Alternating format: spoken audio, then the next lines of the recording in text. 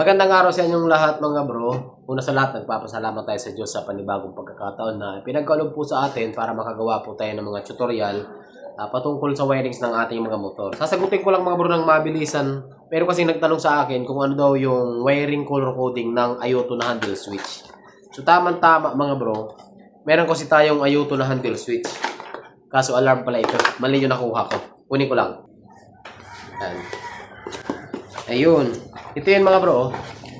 Ito po yung Ayoto na handle switch. Meron nag-message sa akin ito. Ano daw ang connection ng ganitong klaseng handle switch.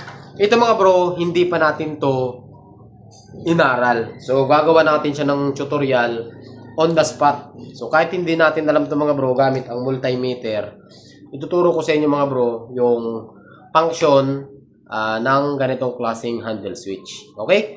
So, bago natin umpisahan, yung mga bago pa lang dito sa ating channel, huwag niyo po kalimutan mag-subscribe para po palagi kayong updated tuwing mag-upload po tayo ng mga panibagong tutorial. Sinsya na kayo mga bro kasi kakarating lang natin, umuwi tayo ng Bicol. Sakit na mata ko kasi yung liwanag, yung helmet natin, hindi siya tinted. So, clear siya, kaya yung liwanag ng araw talagang tumama sa mata ko kaya nagkaganito. So, tara, umpisa na natin.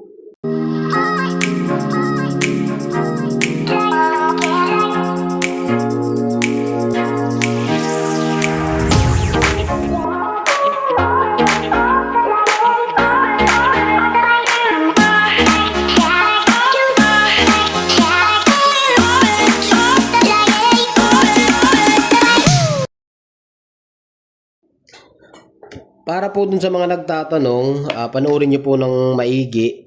Ayan. Ito po yung itsura ng Ayoto na handle switch. So, para siyang normal switch lang. May busina, signal light, ayan, right, left. At maganda dito, meron tayong park light, meron tayong headlight, at meron tayong high and low. Okay? Tapos, meron tayong passing. So, ngayon mga bro, hindi ko pa ito alam kung ano yung mga position nito. So, aaralan natin siya step by step. So, tuturuan ko na rin kayo kung paano hanapin. Kasi kahit hindi natin to kinakalas mga bro, kaya po natin malaman yan kung anong mga wire ang nandito. So, ito mga bro ay nakapagkabit na ako nito matagal na. Kasi yung Ayoto ay matagal na po na switch yan. Ano? Nakapagkabit na ako nito pero hindi ko na matandaan. Kasi taon na nakakalipas. So, para maikli lang mga bro, so, kailangan lang natin ng tester or ng test light. Ganda ng test probe ko, oh. Bago to eh. Bagong kabit ko to eh. So, lagay lang natin yung tester sa sa buzzer. Kasi buzzer lang naman yung kailangan natin. Ayan, oh. Pakinggan nyo mga bro. Once na dinidikit ko to, ayan, once na dinidikit ko, tumutunog yung test buzzer natin. Ayan yung gagamitin natin. Okay. So, unahin natin mga bro, isanapin natin yung main supply ng headlight. So, subukan muna natin tong base sa color coding mga bro, malimit niyan ay kulay dilaw or brown. Try muna natin tong dilaw. Kasi siya na kayo mga bro, baka mahaba yung video natin kasi on the spot natin siyang gagawin. Dilaw. Tapos i-on natin. Wala. So, hindi siya kulay dilaw. Itong blue. Itong blue kaya. Blue. Wala rin. So, di pa tayo dito sa kulay brown. Kulay brown, di pa tayo. Tapos, subukan natin yung itim. Wala pa rin. Or, mas maigi, i-on na natin to. On. Tapos, isa-isahin na natin. Pink. Violet. Green, wala. Dilaw. Ayun, may blue. Tumunog yung blue. Blue tsaka brown. Okay, tumunog yung blue tsaka brown. Tapos, i-off natin. Yun. Yun, nagkaroon na tayo ng isa. Brown tsaka blue. So, tumunog to. Iangat natin. Yan. Park light. Ibig sabihin, possible naman dito mga bro yung yung brown or yung blue. Okay. Yan. Bukan natin to. Green. Merong green. Tumunog. Ayun. Huli ko na mga bro. Huli na natin. Yan. Bali, ang nangyari dito, main supply yung brown. Park light yung blue. Tapos headlight naman yung ano. Headlight naman yung... Ayan. Headlight naman yung ano, yung green. Okay. Tapos... Ayan yung green, oh. Tapos pag pinindot nyo to, nawawala. So, try natin tong ano. Try natin tong yellow. Ayun. Nagkaroon. Tapos, ayan, patay. Okay. Huli na natin, no, bro. Huli na, huli na. Isa pa, isa pa.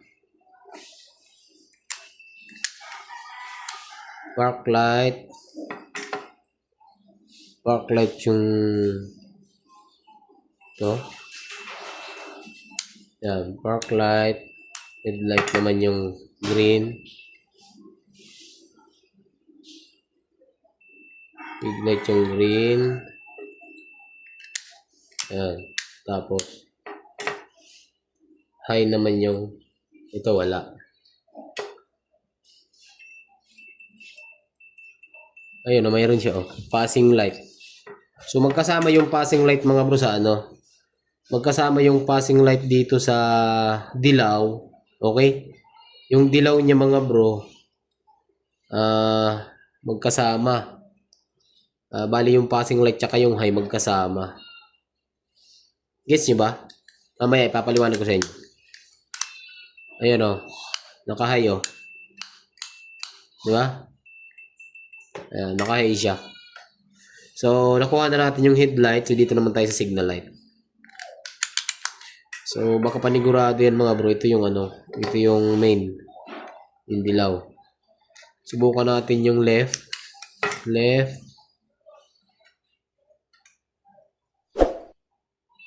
Yun. Tumunog yung violet. Patay. Subukan natin yung right. Yun. Right. Tumunog. Okay. Magkakatabi lang naman sila. Right. Tumunog. Left. Tumunog. Violet. Subukan natin to. Itong natitira ay pink. Busina na lang. Pink. Tapos itong itim. Ayan natin. Ayun. Tumunog na mga bro. Diba? So ayun lang mga bro. Nakuha ko na agad. Napakabilis lang. So ulitin natin mga bro. Bali yung main supply dito. Pakinggan nyo ha. Yung main supply niya. Pwede kayong gumamit ng blue. Or pwede kayong gumamit ng brown. Alin man dun sa dalawa. So, mamimili kayo dyan. Paano ko nasabi mga bro? Ayan o. Isaksak natin yung brown. Saksak natin yung blue. Yung blue. Saksak yung brown. Saksak yung blue. Mapapansin nyo, tumutunog yung tester. Kasi nga, naka-on siya. Once na ginalaw nyo ng isa, iilaw yung blue or yung brown. Alin man dun sa dalawa. So, tapos, wala pa naman yan yung wala yung green, wala rin yung dilaw. 'Di ba? Blue lang. Tapos, pag sinagad nyo to ng isa, hindi siya namatay, yung beep ng tester natin. Pero yung green, mayroon na siya. Ayan. Kasi nga, nakalaw. Once na hinay ko to, namatay. Pag dilaw, tumutunog. Vice versa natin mga bro, ilagay natin sa blue, at saka sa green. Ganon din siya, oh. Tumutunog din. Pag hinay mo, patay siya, lilipat naman siya ngayon dito sa yellow. Ayun o. So, maliwanag mga bro. Yung main supply nito, mamimili kayo. Pwedeng brown, pwedeng blue. Ngayon, subukan natin yung passing light. Baka kasi sa isa hindi gumana. Dito muna tayo sa brown. Tapos dito tayo sa yellow. Naka-high. I-off natin, passing. Ayan o. Tumutunog yung passing light. So, ilipat naman natin dito sa blue. Lipat natin sa blue, tapos sa yellow. Subukan natin yung passing. Mayroon pa rin talaga siya mga bro. So, tama yung sinabi ko sa inyo. Pwede kayong gumamit ng main supply, blue or brown. Mamimili kayo dyan. Tapos yung low natin ay kulay green. Yan yung low natin. Yung high natin, kasama yung passing light ay nandito. So, pwede nyo itong i-wiring. Maglagay kayo ng isang wire. Ayan, maglagay po kayo ng isang wire kung gusto nyo iwala yung passing light. Kasi nga, magkasama sila dito. Alright? Tapos, Yung brown na may stripe na puti, yan naman yung main supply ng signal light natin. Ayan. Tapos yung signal light natin mga bro, ito po yung violet at saka yung green. Kasi dalawa yung green dito. Yung isang green na ano, mataba. Yung isang green na mataba mga bro, yan yung low natin. Tapos yung dark green natin, yan yung try natin kung ano yan. Left ba o yung right. Basta signal light yan mga bro. Try muna natin yung green. Ayan, yung green niya ay right. Ayan, kasi tumutunog. Pag nira-right ko, tumutunog. Pag nilip, wala. Pero pag nilipat mo yan dito sa violet, brown tsaka violet, ngayon o. Ayaw pa masaksak. Tapos violet. Ayun o. Tumutunog naman o. Off, namatay.